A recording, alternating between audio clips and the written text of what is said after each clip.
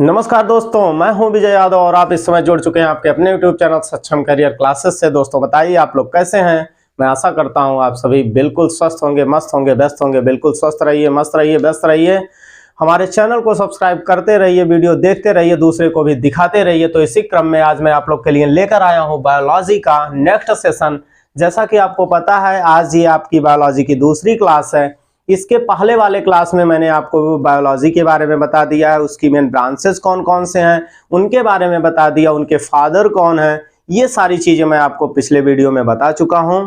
अगर अभी तक आपने उस वीडियो को नहीं देखा है तो इस वीडियो के डिस्क्रिप्शन में जाकर वहां से लिंक मैं दे दूंगा, वहां से आप जो है उस वीडियो को पहले देख लीजिए। आफ्टर दैट इस वीडियो को देखिए, तभी आपके समझ में आएगा। तो इसी क्रम में आज मैं बात करने वाला हूं कोशिका का। जैसा कि आपको पता है आपका पहला चैप्टर है कोशिका। हम बात कर रहे हैं, जैसा कि मैंने बताया था कि अगर बायोलॉजी की बात करें तो बायोलॉजी के मेन दो ब्रांचेज हैं। कौन कौन से? एक आपका होता है जंतु विज्ञान। क्या होता है? जंतु विज्ञान, जिसे आप बोलते हैं क्या? जूलॉजी। क्या बोलते हैं? जूलॉजी। और दूसरा आपका होता है वनस्पति विज्ञान।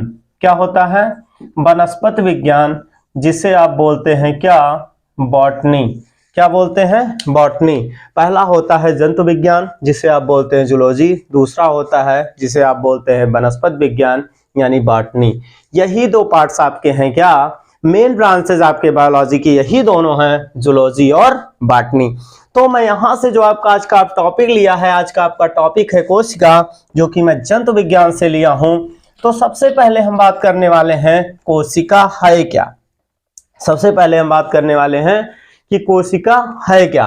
तो अगर कोशिका की बात करें तो कोशिका को हिंदी में यानी सेल, इंग्लिश में कहा जाता है सेल और हिंदी में कहा जाता है कोशिका। सबसे पहले बात अगर करें हम कोशिका की तो इसको इंग्लिश में कहते हैं सेल और हिंदी में कहते हैं कोशिका। अगर बात की जाए इसके बायोलॉजिकल नेम की तो इसका जो बायोलॉजिकल नेम है तो इसका बायोलॉजिकल नेम है क्या? साइटो।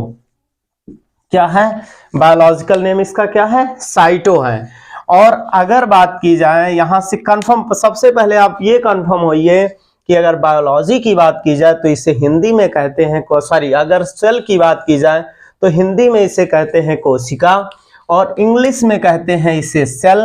और अगर बायोलॉजिकल नेम की बात की जाए तो बायोलॉजिकल नेम इसका हो जाता है क्या? साइटो। और अगर बात की जाए study of biology, study of cell, study of cell, तो स्टडी ऑफ सेल को क्या बोलते हैं? साइटोलॉजी। समझ में आया दोस्तों? तो मैं आशा करता हूं आप सब समझ चुके होंगे। यानी मैं बात करने वाला हूं, मैं आज आपको बताने वाला हूं कि सेल के बारे में। किसके बारे में? सेल के बारे में मैं बताने वाला हूं। तो जैसा कि मैंने बताया बेटा, जो सेल होता है आपका, सेल को इंग्लिश में सेल कहते हैं, हिंदी में कोशिका कहते हैं। इसका बायोलॉजिकल नेम है साइटो। और अगर स्टडी ऑफ सेल की बात की जाए यानी कोशिका के अध्ययन की बात की जाए तो the branch of the biology by which we study about the cell, this is called cytology. बात समझ में आई? यानी बायोलॉजी की वह शाखा, जीव विज्ञान की वह शाखा जिसके अंतर्गत हम कोशिका का अध्ययन करते हैं, उसे क्या कहा जाता है? साइटोलॉजी। यानी इसे हिंदी में कहा जाता है कोशिका विज्ञान। हिंदी में क्या कहा जाता है? कोशिका विज्ञान। तो इतनी चीजें आपके समझ में आ गई। यानी कोशिका का अध्ययन क्या कहलाता है? साइटोलॉजी, यानी कोशिका विज्ञान कहा जाता है। इसका बायोलॉजिकल नेम है साइटो, इंग्लिश में इसे कहते हैं सेल, हिंदी में कहते हैं क्या? कोशिका। अब बात की जा रही है कोशिका के खोज की। तो अगर बात की जाए कोशिका के खोज की तो खोज, सबसे पहले खोज जो हुआ था वो मृत कोशिका का हुआ था। किसका खोज हुआ था? मृत कोशिका का हुआ था। और फिर बाद में किसका खोज हुआ था? बाद में जीवित कोशिका का खोज हुआ था।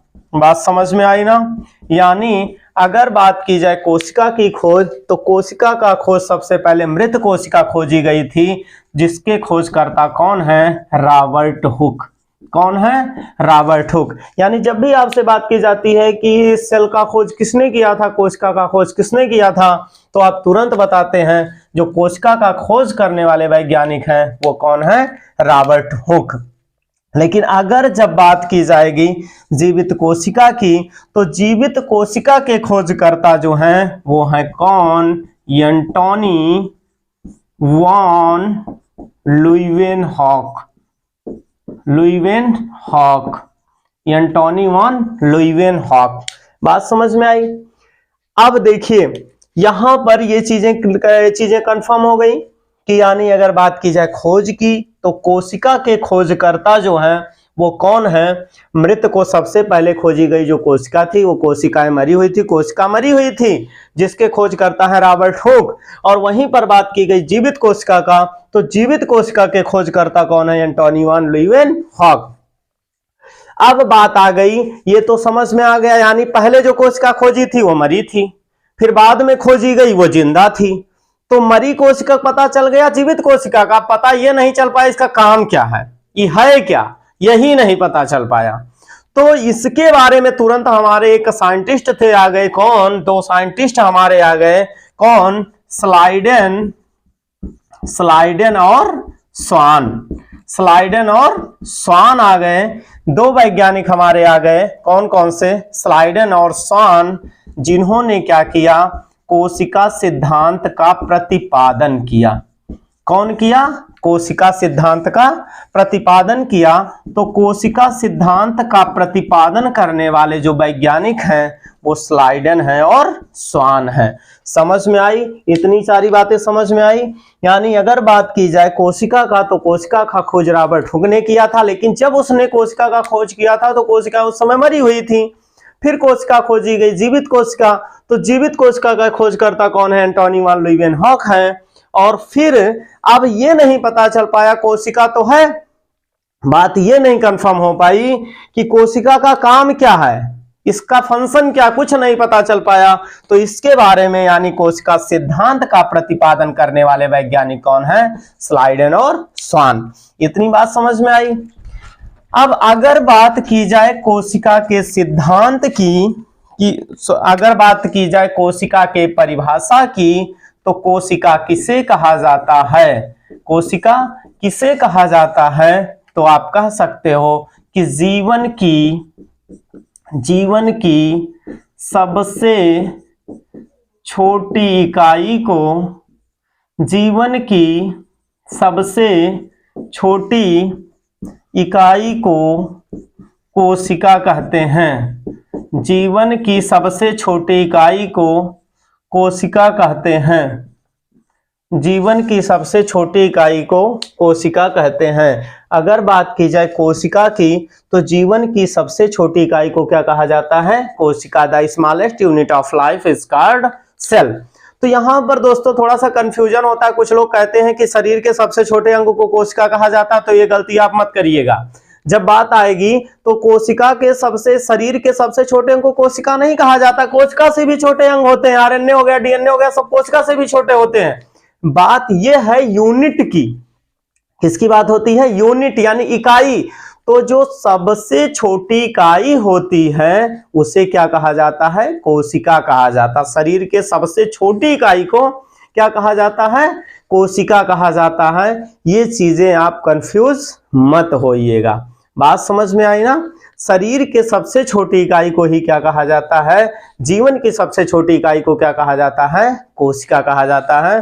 तो दोस्तों मैं आशा करता हूं कि आप सब कोशिका क्या है ये अच्छी तरह से समझ गए होंगे। तो मिलते हैं नेक्स्ट वीडियो में। So very very thanks for watching. Thank you very much.